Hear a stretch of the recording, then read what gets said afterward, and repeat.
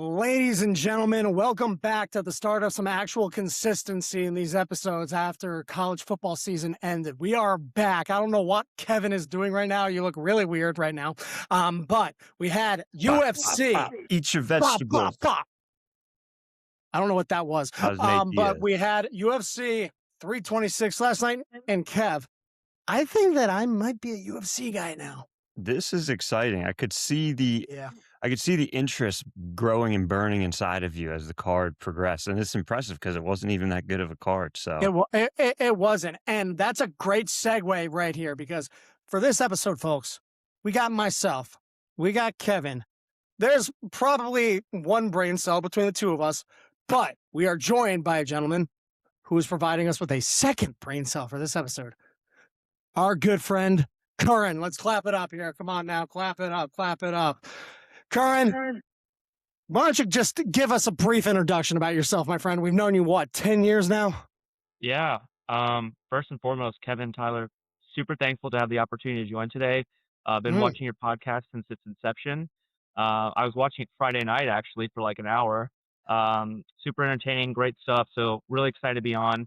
But yeah, Karan Cottrell. I've been friends with Beautiful. Tyler and Kevin for years. Yeah, a decade, I guess. A decade, I know. Oh, God. We're Southwest Virginia old boy. people now. Let's not talk about that. All right, forget I said 10 years. But And remember, hey, this is an opportunity, okay? it's an That's opportunity. right. It's not a job, right? So yeah, I got to take full advantage of the opportunity. Super excited to be on. Again, thanks for having me. Yeah, what a card Yes, sir. last night, right? It was a mediocre card, but Curran, I want to get a picture of you as a UFC fan before we get into this. So when did you like really get into this? Because I've always known you to talk about, I think like maybe not the whole time I've known you, but at least in our adult lives. So are you like, did you start with a particular fighter? Or did it just start organically? And are you a gambler with it or are you just doing it for the love of the game? Yeah, that's a great question, Tyler. So I started watching the UFC around the time of Conor McGregor's rise. I feel like that made a lot of people fans. But I wasn't really like super dedicated. I would say I was more of a casual fan, which there's nothing wrong Yeah. with. Um, Really, I started watching it more in 2019. I think for me, it's like there's these events that happen in UFC history, and like it really captivates the internet. And I feel like for me, what really pulled me in is when Jorge Masvidal KO'd Ben Askren with a flying knee back in 2019. Clip went Oh, super viral. The BMF title fight that they had last night basically started because of Jorge Masvidal. We can get more into that later, but yeah, I've been a fan for you know 7, 8 years at this point. And in terms of gambling on fights, oh man, I've hit a couple parlays in the past. I'll do some straight bets. Haven't so much recently, but I think with okay. the cards we have upcoming, I might have to throw some money down on them. And that is a good segue into my next point because Kevin, last night I texted you about how I was kind of proud about my 2-5. You tried to tell me how I got every main like fighter rights on the main card except for one. I learned a lesson here. Don't try to just go straight to the method of victory with each pick because you're probably going to lose. And that's what happened here a little bit. I guess looking into this, Kevin, you killed it, man. You went 7-0 on everything we picked. So, what was your main takeaway before we get into each individual matchup? My main takeaway was I got to stop getting so excited for some of these main events because I will get let down, and it'll be next thing I know, it's 3 a.m. on a Saturday night, and I can't go to sleep because I didn't get that sweet release of a good main event. That's But right. with picking these, what I do, I just kind of sit, close my eyes, think what the likely outcomes could be, what would be more surprising. And then for a few of these, they were homer picks. I mean, Cody, Gregory Rodriguez, Drew Dober. I mean, real ones know that he was going to get that done. We can talk more about that later. No, we can't. No, we cannot. They call him Mystic Kev, right? Yeah, Mr. Kev, motivated Drew Dober is a mythical fighter. All right. Okay, that's But gonna yeah, make my no, I blood was, boil. But I, wait, and guys. Listen, we've been talking about how it wasn't the most impressive card, and even as a casual or um, a newfound savant of UFC, even I knew it wasn't the best card. But I want to hear if you guys had to pick out of these 7 matchups that we had, and Curran, you can just pick from the main card, most exciting matchup. Ooh, I would go with RoboCop and the Hulk. The opening up the main card with a KO. That was but also the Dober Michael Johnson fight. I mean, Michael Johnson was he was looking good. He was getting some good inside low kicks. But Yep. he just got caught right on the chin. And yeah, then the last 3 fights were a little regrettable, but the main card opened off with a bang. The least impressive fight, I think, was Cody Garbrandt getting kneed in the groin like 3 times, and that's he he won by 2. I got a lot of notes Yeah, on that fight, alright. man. But, Um, yeah, what about you, Curran, Karen? What was you, yours? Curran, what was the Yeah, most impressive matchup?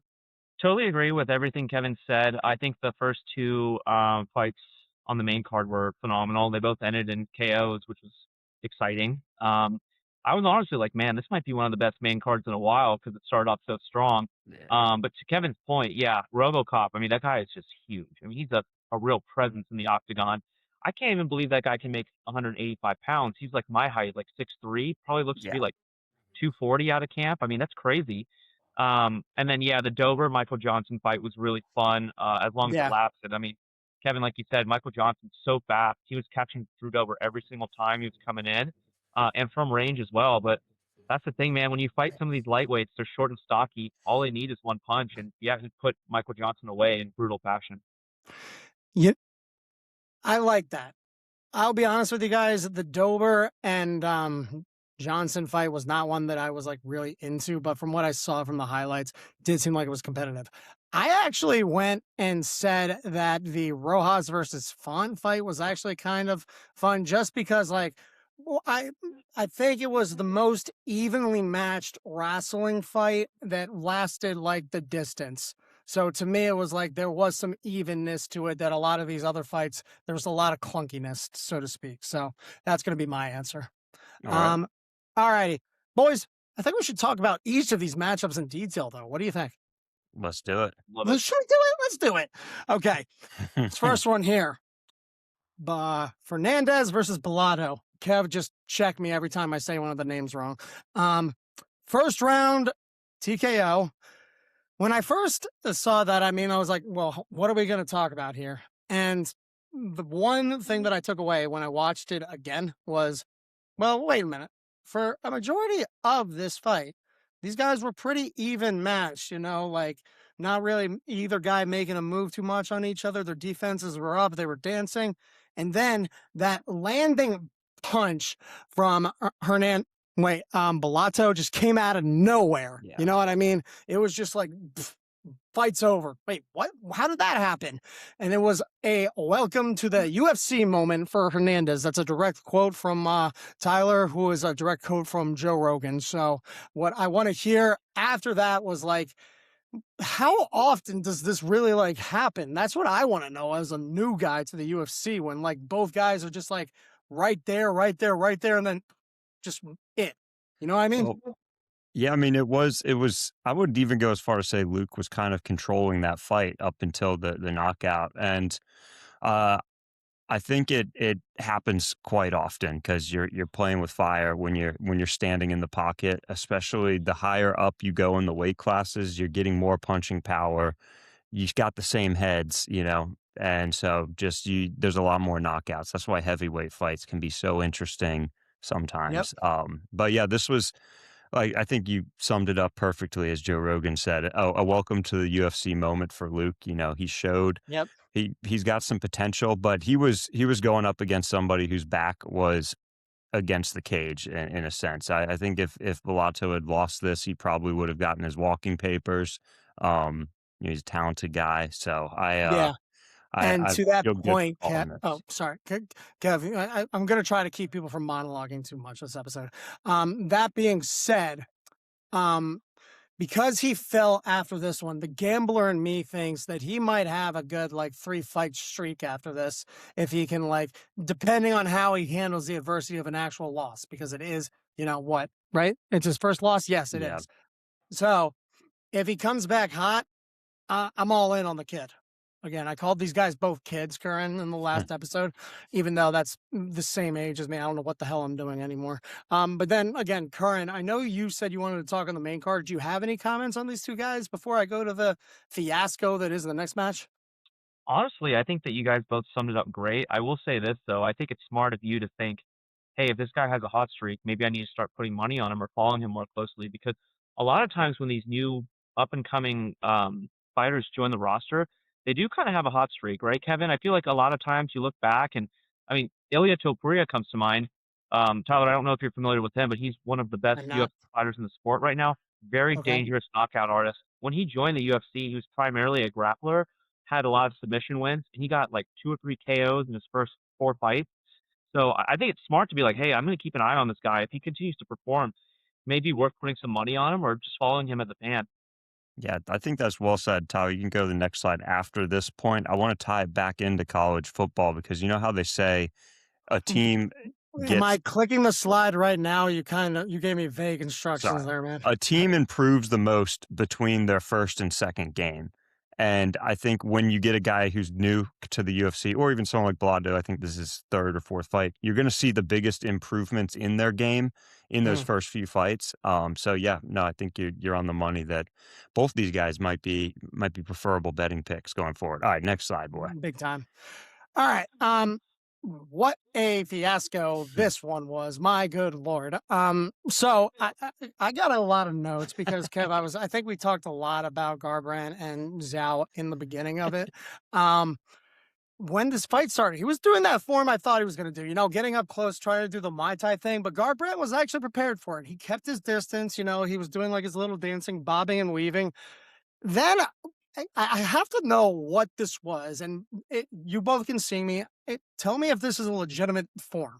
Every time he would get hit, he would do like this intimidation tactic where he just throw both of his hands up and go like right in his face. And I was like, this is the weirdest thing I've done ever seen. Is that an actual thing? I can tell by your faces you don't know what that is. No, I don't really know what that is. That was maybe showboating. Maybe he's just being a big goof. Who I knows? didn't know how much mental warfare he thought he was doing. He's doing like the howling monkey form at this guy, and I'm just like, okay, to each their own. Um, he started using his legs more as the fight progressed. I thought he was trying to, you know, really kind of bring what's his name, Garbrandt back into like closer form where he could get the advantage. And then here's where it really got out of control. He kicked him right there in that groin. Did you guys see that? You Yeah. saw that, Kev? Yeah, I saw the puking in the Yeah. bucket. Dude, there was like such a gap in the highlights. It was like 4 minutes long of just like him, like, down and out for the count. Yeah. Then they go back to the fight. In my mind, I'm like, all right, that's it and everything.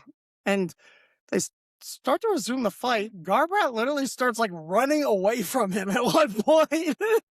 Well, it was all around weird because he finally recovers from the groin shot and he's getting all hype and like Yep. he's getting the crowd hype. It was after like I was after a streak of kind of boring fights. I think the crowd was like, all right, here we go. And he runs, he tries to hit him with that flying knee. I think he Yep. gets him like in the pec or something with the flying knee. And then yeah, he kind of just avoided the fight. His junk was probably still hurting, like Yes, how probably can it afraid not of be? getting You know what I mean? And yeah. dude, after that kick, the crowd turned on Zhao, man. Yeah. Look, I'll tell you right now, if he was coming into this with like no anti-American bias his first time here, and that all happens, he's going back and he's like, you know what I mean? I'd hate us too, yeah. I would hate us too. Um, okay, but Karan, now because you're like a true fan, what I want to ask you is this: this man Zhao was controlling this fight most of the time. Like Mhm. he was in control and everything, but the groin kick like just lost him the fight when they did the points. But they didn't end the fight there because of a DQ. So that's where I'm confused. Like they do certain penalties that are like applied to the points versus a DQ. Can you explain that to me? Yeah, it's a good question, Tyler. I will say they have these rules for, like, MMA, but I feel like they're never really enforced, and I won't even go on a tangent about that now, but I'll specific to this I case. kind of want you to go on a tangent. You want me to go on a tangent? Oh, man. Yeah. Well, I'll be quick with it, like, so, as you're aware, you can't kick your opponent in the groin, you can't Yep. poke them in the eye, and then Yep. I know we chatted about this, and you even discussed this on your previous podcast, but if you're a downed opponent, you can't kick your opponent in the face. It's a little weird. It's like if your knee is down and your opponent's hands are on the floor as well, it's very odd. And what I mean by that is a lot of times these referees will give them so many warnings. And I think Okay. it was even in one of the fights last night where one of the fighters was grabbing onto the cage when they were trying to get taken down. You can't do that either. Okay. There's just no consistency with the rules, and it's really frustrating. But I will say this, from other fights that I've seen, if a fighter is either poked in the eye and they can't see, or they're hit in the groin and can't continue, if it's early in the fight, they tend to just kind of call it a DQ, um, or they'll just call it a no contest. And it's so Okay. strange the way they do it. There's no consistency, like I said. So, for example, one that comes to mind, Kevin, I'm sure you watched this one years ago. Petr Yan, who's now the bantamweight champion, he was defending his belt when he was the champ at the time. This was back in 2021. His opponent was on the floor. His hands were on the ground, and Petr Yan threw a knee at his head and was disqualified. And I can't remember if that was in the third or the fourth round. But instead of saying that fight was like a no contest, basically just scrapping it and rebooking the fight, it resulted in Petr Yan getting disqualified and Aljamain Sterling, his opponent, being the new champion. It's so Huh. weird, Tyler. Like me watching that fight last night too, because I did have to go back and see it. I was confused and surprised myself. It didn't Okay. really make sense. I mean, and honestly, just a horrible fight altogether. I think we can No, all agree. there was a lot of like theatrics and like kind of just wackiness. That's all I can describe about it, really. Um, but I do think analyzing it that this Zhao guy was the better fighter, and if it's not a DQ, I thought he still should have won. That was Yeah. my 2 cents. I mean, I picked the guy to win, but Kev walked away from that victorious because of his sob story that Garbrandt has or whatever it is, you know. All right. Any final thoughts on this one before I move on, Kev? Whoopsie. No, I'm excited to watch you as you become more and more of a fan, just realize all of these pain points and these frustrations, like inconsistent reffing and essentially Oh, dude. sanctioned cheating is what it is. If you can get away with one free eye poke, one free groin shot, like why wouldn't you do it? You're already in a fist fight, you might as well. If you can kick him in the nuts once and just get a warning, you're going to hurt him. So I'm excited to watch your fandom evolve and Dude, you get to I stumble can upon these little Easter eggs. I can already like just see the cardiologist appointments I'm gonna have as I start like betting more and more on this stuff, and like some ref just screws me over, but it is what it is. All right, Kevin, your guy RoboCop. I mean, you were hyping this dude up, and you were pretty much right on the spot. Give me your thoughts. I was impressed with I think in their first fight he was going forward too much. He got caught by Bruno, got put out cold. This one a lot more measured, a lot more patient, and this is 2 straight Yep. first round knockouts for Rodriguez. Ooh. So I'd like to see him get a ranked opponent next, and I think he'll have a better performance than he did against Cannonier, um, who was his last ranked opponent. So I'm really excited for this guy. Sky's the limit. He's got a Yeah. fan in me. This is very similar to like that first fight when these guys like were both like very methodical to start like dancing around and everything. And it was just like that he saw that one opening in Ferrari's defense and was just able to land a nice left hook and then just out. And the one quote, Kev, remind me, they said, and he exacts his revenge. Did these guys meet before and something happened? Yeah, yeah. So the first fight, they fought about 3 years ago, and Bruno Ferreira got him with a knockout in the first round. He knocked out RoboCop in the first round. So this was a little bit of a revenge. RoboCop took this fight on shorter notice because Ferreira's opponent, Paulo Costa, pulled out like 5 weeks ago. So yeah, this was his chance to get his revenge, and I guess he did. Yeah, first round KO. I love that. I love that. I love that. Curran, I want to get your thoughts on the overall performance. Was what you were expecting, or do you think it was going to go a little longer? Yeah, I honestly thought the fight was going to go a little bit longer. I think Kevin really did a good job touching on everything. all I'm gonna say is reiterate what I said before. Rodriguez is a scary, dangerous guy, and he's huge. And if he's patient like he was last night, he is going to be a problem for that division because there are not a lot of guys that are that physical and large. Um, and to be honest, I haven't seen too many of his fights or seen him on his back really. So if he's got good takedown defense and you have to stand and strike with him at range, if he touches you, because he barely touched Ferrero last night, he put him out cold. Like that was scary. He touched him Mm. once, no follow up shots needed. Ferrero's head bounced off the canvas, his eyes was rolling to the back of his head. Like, that was It a was a brutal. straight collapse down. Yeah. Yeah, So I will say though, and Tyler, as you continue to watch the sport, you of might course. stumble upon a fight with like Marvin Vettori. Kevin, I'd love to hear your thoughts. A guy like Gregory Rodriguez who hits really hard, and then a guy like Marvin Vettori who's got this iron chin. That's something I'd like to see next. I don't want to Mm. see that. Dude. That would just be CTE for Vittori. Actually, Bruno Ferreira fought Vittori in the last fight, and it was a punching bag. It was like Marvin didn't have any answers for him except that he couldn't go down. It Yep. was like Randy against Bad Dad in South Park, Tyler. Oh That's what yeah, dude. I hear no Oh bell. wait. Kev, I don't know how much you've been on the socials lately, but I did pin a tweet for a while there after watching the new Game of Thrones show. And Sir Duncan the Tall is Randy Marsh in one of the spoiler alerts. So there you go. Is that That where you is a got that tangent hat that has from? nothing to do with UFC, but great. Do we have any more thoughts on this, guys? Because I know Kevin is dying and bursting at the seams to talk about the next one. Let's If roll I the get tape. fired, Kev, I know where you live. That's all I'm gonna say. Here we go. Well, well, well. I mean, I called it. I called it. Look, the fans spoke. They spoke with their viewership on our YouTube shorts. Most of our YouTube shorts got between 10 and 30 views. The one where I explained the backstory of this matchup got like 500 some views. So, look, the people knew what was up. Oh, okay. That video is what people are gonna know us for. That's great, Kev. Yeah, That's exactly what I wanted in my I life. already Thank you sent. so I already much. sent that to your employer too. So I said I was you and you were me. But this was, man, Drew Dober. Like now he's on a 2-fight winning streak.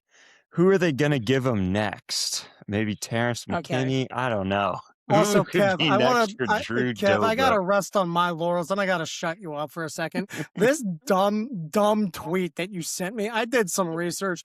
No, nobody Oh, was trying to kidnap the cousin of Michael Johnson because he allegedly fixed this fight. That is dumb.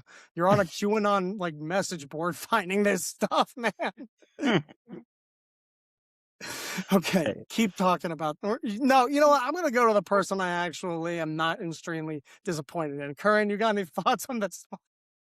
I think Kevin, again, he touched on this great. You don't It was have to be nice to us. I want to say that. I mean, look, Drew Dober does have a history of winning against certain opponents, and while it's been acknowledged, and he even said, to take a step back and talk about something humble. There was actually a short this week from the UFC. It was a short clip where Michael Johnson was actually talking about that. And he's like, oh, like people have been like saying Drew Dober only wins against a certain subset of people, and he's like, hey, you know what? Like, I don't think it's fair to say that about him. Like, I've talked to Drew before. He's a really nice guy. And they actually Mm, showed a scene between the two of them as opponents talking to each other. And Drew was like, hey, man, I really appreciate how you, like, spoke out for me. And, like, you know, um, we're thinking of me as a person rather than, like, my fight record and my fight yep. history. And Drew was like, hey, like, my nieces and nephews, like, people are coming up to them at school and saying, like, your uncle's a racist and stuff like that. And Michael's like, no, like, he's a good guy. Um, you know, it's a fighting Okay. sport, right? Like you have to go in there and Right. you're locked in the cage together. You gotta put your opponent out or at least survive the fight. Like it's a scary thing. So That speech right there is the short that I am going to attach as a comment to Kev's video from last week. Thank you for closing the door. but hey, I'd great like. fight. I'd like Yeah. Shut to up. No, knock, let knock, Karan keep knock. talking. Shut up. I'm back, baby. Shut No, up. no. To put on I watched the press conference on Thursday. These two really they good energy between them. Extremely complimentary of each other. It's nice when you have two fighters that like from the week leading up during the press conference they're promising to deliver fireworks, and you feel it, like, you feel this is gonna be a good fight, and it was. It's one of those where you are bummed somebody got knocked out because, like, you kinda for different moments in the week and then during the fight, you start to, think, "Okay, I think this guy's gonna get it. I see him winning. I see him, on the mic." But, yeah, hey, it was a good moment. Good moment for Okay. me too, specifically, I picked it. Yeah, good job. Okay. Um, no more comments. Next fight. Okay. I'm gonna talk about this one a little bit. Tyler's fight of the night here. Adults are talking. So Rob Font, Rosas Jr. The one thing that I don't think sank in enough to me in the 2 hours of research I was able to do before the last episode because Kev got the slides to me late. But I the age gap here really was like in my face the more I watched this highlight back. They started off kind of the same, low stances, but they were sacrificing leg kicks. That's a direct quote from Joe Rogan. Again, one of his things I'm taking as my own. But then it turned into like a very acrobatic matchup with a lot of bouncing jabs and like leg sweeps. One person trying to like feel each other out, so to speak. And one thing that Rosas was really good at in those first opening rounds was like backing up if he thought like a takedown was coming and like escaping that, being very acrobatic. But Font had the advantage if he was able to get him on the ropes, quote unquote, to get some key hits in. However, as it progressed, it kind of turned into a diet of the Oliveira Holloway fight where Rosas was just able to get him on the ground, not as dominant control as the main card fight, but still enough to eventually take this thing away by decision. I think it was a little bit more entertaining, but you could really tell that Rob Font's breath was just not in it at the end. So the age was the most defining factor. If you're a better, I think that's what we both said, Kev, at the end of the day. So yeah, I think this was just an in your face predictable one. What do you guys think? Yeah, I think you're right. I think Rob Font, I think he spent this camp, and he said he had a great camp, but I think he spent this camp worrying so much about the takedown from Raul Rosas Jr. And Yep. sometimes it becomes a self-fulfilling prophecy. Like, I don't think he could get much offense going on his feet because he was too worried about having to drop his hands and defend a takedown. Couldn't really get his hands Yep. going offensively. And yeah, not the most exciting performance from Raul Rosas Jr., but this was a huge step up in competition for him. Yeah. Um, and so, I think that that's almost to be expected. If he went out and got a first round sub, then that's crazy. So I think this was a great performance for him to build on. Mm. And yeah, another fight I'm very excited to see Is what he his is he next fight. typically a wrestler like on the Yeah. ground? He is okay. Okay, yeah, because he was good at it. He kept control. hmm Um, Curran, if before the fight started, did you have a lean with either of these guys? I'm sorry, could you repeat that? You cut out there for a second. Before the fight started, did you have a lean with either of these gentlemen? Honestly, man, no, I was like 50-50. Like Rob Font is a crafty vet. He's been in there with the best of the best. And Raul Rosas Jr. is very young. He performed extremely well for his age, and I think that he, at some point in his career, will be a champion. I mean, he's 21 years old. He's Oh, fighting against, top talent right now. And I want to take a step back too and acknowledge, like, Tyler, as someone who is a self-proclaimed like new fan, I feel like you broke down this fight so well. Like, it's basically like you're feeding Rob Font to the wolves right now. Uh, Raul Rosas Jr. is young. He's hungry. He wants to get in there and compete. And Rob Font is a very good grappler, and he's extremely good at fighting off yeah. submissions. Like he's a tough guy to take out. But Rosas, he just kind of smothered him the entire fight. Like I think he Yep. said it best. Like it was not really that competitive. I think it was a good technical grappling fight, but overall, maybe not the most exciting, but I think that Rojas Jr. really proved that he can compete with the top 15, and I'd love to see him fight a top 10 opponent next. Yeah, it'll be interesting to see how they respond with the matchups for 327 after this, definitely. Um, Hand up, boys. For this one, I didn't do too much research, so I'm just gonna hand it off. Kev, you lead the conversation with this one. Yeah, not the most interesting fight, unfortunately, and it was a fight that Kyle Bahalio got away with, I think, 2 fence grabs, that could have, Oh, I believe he won 29-28, so 2 rounds to 1. 2 fence grabs, that could have changed, that could have swung the fight, but he did, I believe he caught De Ridder with an elbow at one point, in the 2nd round maybe. That was kinda the most meaningful strike of the fight. Yeah, this was a weird one. I've heard both of them had tremendous camps. It almost looked like they gassed a little bit. Mm. And Rainier de Ritter's very kind of awkward on the feet, but again, he's trying to get you down to the ground so he can submit you, and again, that's why those fence grabs were so consequential, and I don't even know if a warning was issued. I can't remember, but yeah, this was the one thing I'll say. I liked Kyle Bahalio's call out of DDP. I think a lot of people were thinking he would win this and then try to call out Hamzat for the belt, but there's a backlog there. So call out somebody who doesn't have an opponent yet, the former champion. That would be a fight I would love to see. So what would be a fight you would like to see after this one? Do you have names? Oh, DDP, yeah, Dragos Duplessis and Kyle Oh, Bahalio. Now for Rainier de Ritter, I almost, man, I love Jared Cannonier, and I think he would beat Jared Cannonier, but I see maybe he does something like that, or maybe a Gregory Rodriguez. It might be de Ritter's okay. kind of stalled out on his climb. It might be time for him to put the ladder down to offer somebody else to climb up into the rankings if they beat him. So let's get RoboCop de Ritter. I like that actually. I do too. I will say though, I feel like in that fight, RDR, Reiner de Ritter would absolutely get flatlined. And last night, like watching him, not to say it's not a good fight. Like I think again, we were just talking. At least I haven't seen Rodriguez get taken down and be on his back. So if de Ritter is able to take him down, right, and he's tall, lanky, strong, he could do it. But man, he looked so slow last night. Like there was no Mm. head movement. His strikes didn't have a lot of power behind them. I mean, he is like does have a little bit of a Dutch kickboxing background, so he has really good knees in the clinch. But I think Bohalio did a really good job separating in those instances. And yeah, de Ritter just he looked awkward. I know, like that kind of plays in his favor at times. But yeah, I just to me, like a lot of these middleweights now are really fast. Like, as you climb up the weight classes, fighters do tend to slow down to some extent.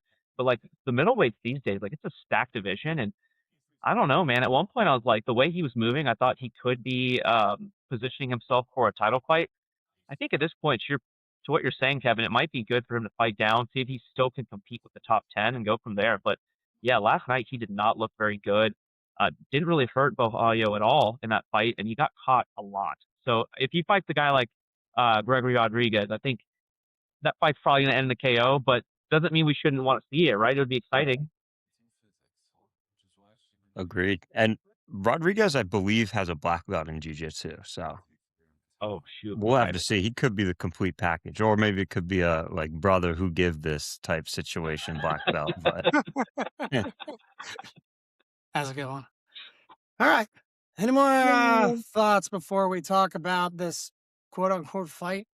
All Let's get right, to it. let's do it.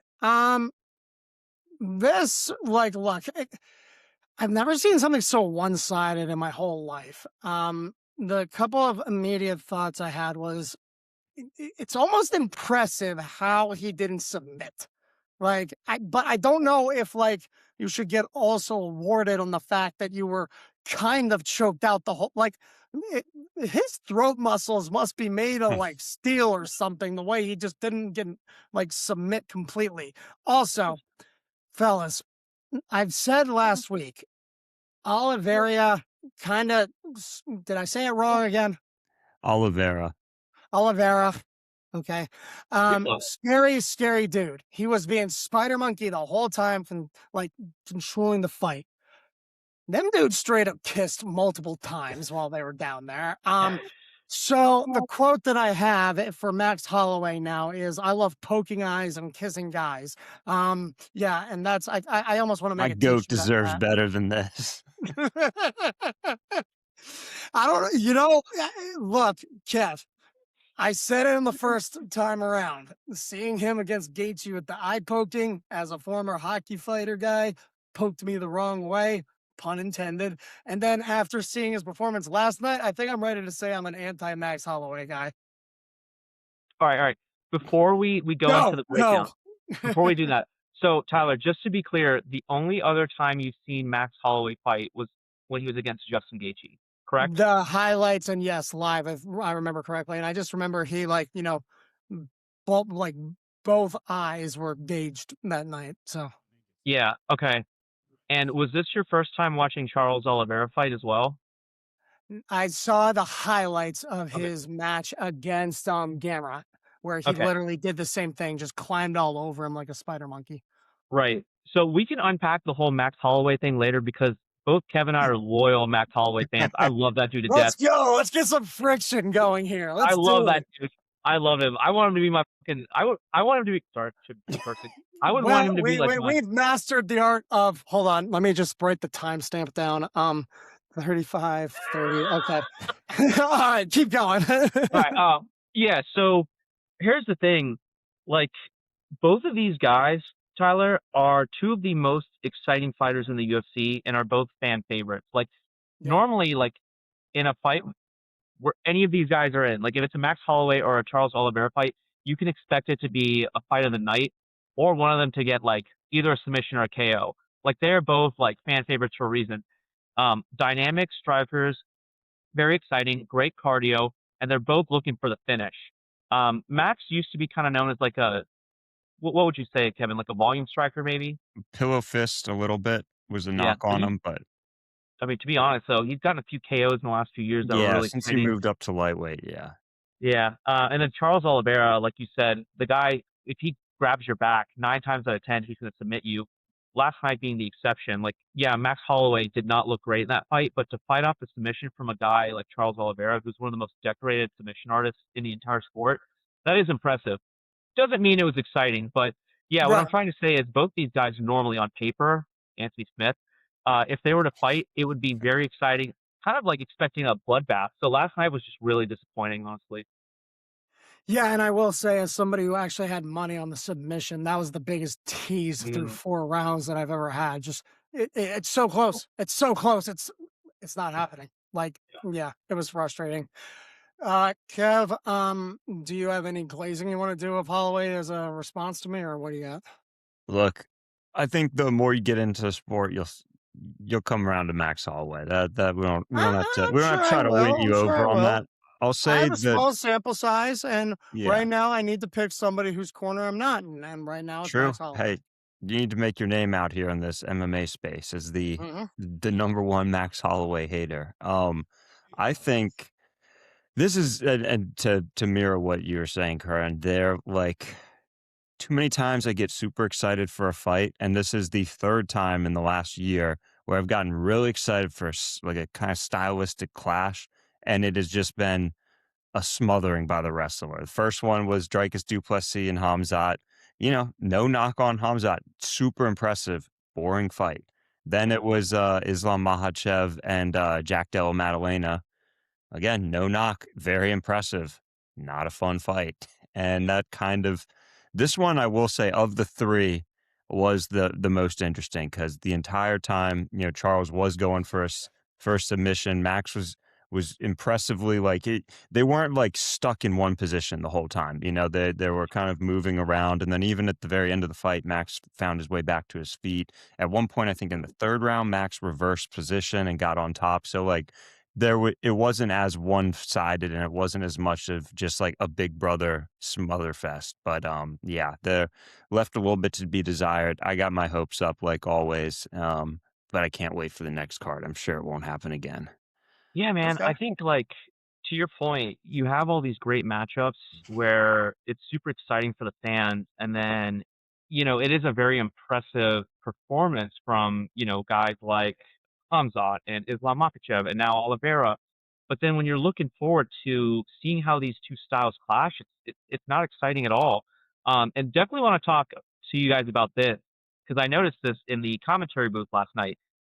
Daniel Cormier was saying, "Hey, this is like not really a BMF fight. Like, I know you and Tyler talked during the last podcast you had, but baddest mother ever. Like, you think like Right. in the past, it's guys that they're coming in there to sling. Like, it's usually like a very violent, entertaining fight. When last night it wasn't, and when DC said that, like, I'm here sitting thinking he's completely right. If this was any other 5-round main event or a title fight, I'd be like, okay, he's doing what he has to win, right? And yeah, you could say the same here, but like the whole point of the BMF belt is for it to be exciting, super entertaining. Like you want to see these guys putting their striking skills to the test. And as soon as DC said that, John Anik called him out, and he was like, "No, no, no, no, no, I don't like that." And part of me was like, Hmm. "Is he saying that because he's just trying to be the UFC company man, or does he actually disagree?" I agree with DC. That's not what I think of with the BMF. So, Kevin, Tyler, would love to hear your thoughts. I well, okay, as a new guy, Kev will give you actual insight. I'll approach it as like, an actual like business, like sports business perspective. When you're packing that house and it's the last fight to anchor the evening, I don't care what sport it is, it's got to be entertaining or else people are going to be pissed. And you got to be thinking about the casuals when you're doing that. You might not, that doesn't mean you can take away like the whole accolades of the winner, but you can say it didn't live up to the hype. I think those are both not mutually exclusive statements. Yeah, no, I agree. It was Oliveira did what he had to do. I'm almost mad at the matchmakers now, hindsight being 2020, looking back and like, of course, this was maybe going to be what was going to happen. Maybe going forward, the BMF should just be about striker. It should just be a matchup between two strikers because it is one of it's. That was the thing about the BMF belt was it was supposed to be the one that's going to be a guaranteed, stand and bang type thing. And it really fell through. I think it just also couldn't have happened at a worse time because of those other recent performances.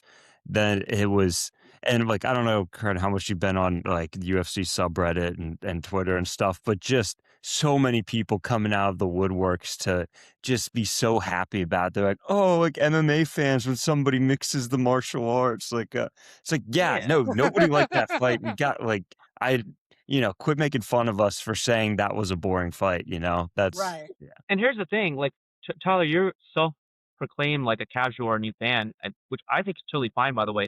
Kevin and I have been watching this for a while. I feel like we're the two type of guys where we can appreciate a performance like that typically and be like, hey, maybe it wasn't the most exciting, but it shows levels to the sport and how good Right. someone is in their discipline.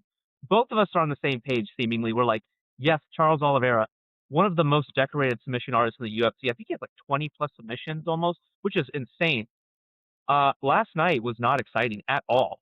I was just like baffled that these two guys who, again, everyone loves, they bring it every single time. They're like ride or die fighters. Like they will die by the sword.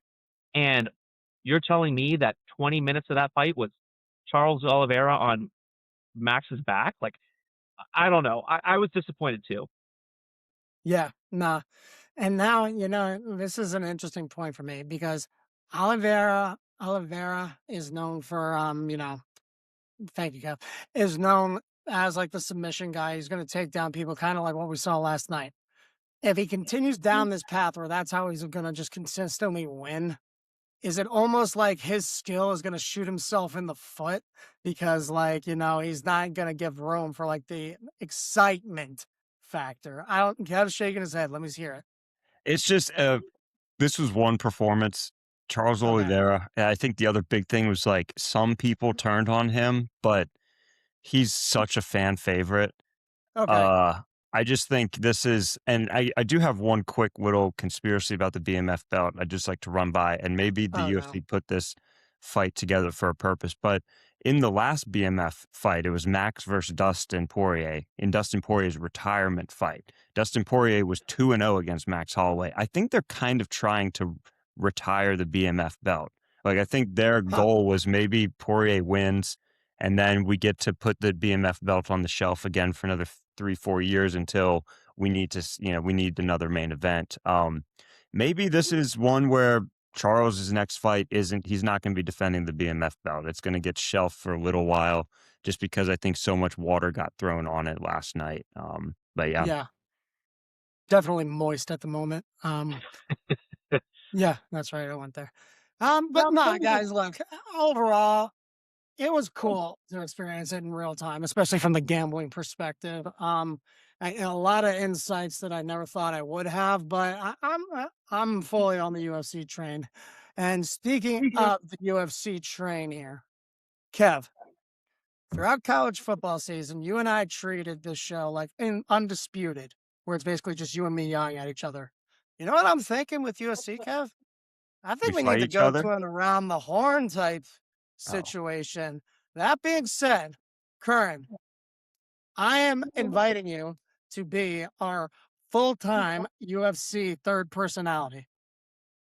I would love that. This is super fun. Love talking about sports in general, but Let's go. specifically UFC, just because it's so exciting and dynamic, and you see something new in every single fight. So I'm super humbled. I really appreciate both of you inviting me on today, and Tyler, I look forward to seeing you grow as a UFC fan. Okay. And Kern, one thing we're gonna work on. You need to be a little bit meaner. You're being too damn nice to both me and Kev. But nah. Look, hey, Kev, we're growing, and we got a guy who actually knows his stuff who's going to be joining us. I don't know Kern, about we'll be that. I don't know texting. about that. We'll be texting, and we'll get this going. Kev, closing thoughts before I make my shameless plug for the alleged college basketball episodes that are going to come out. Are we not talking White House card? I I only put on the 7 cards that you gave me, man. Oh, okay.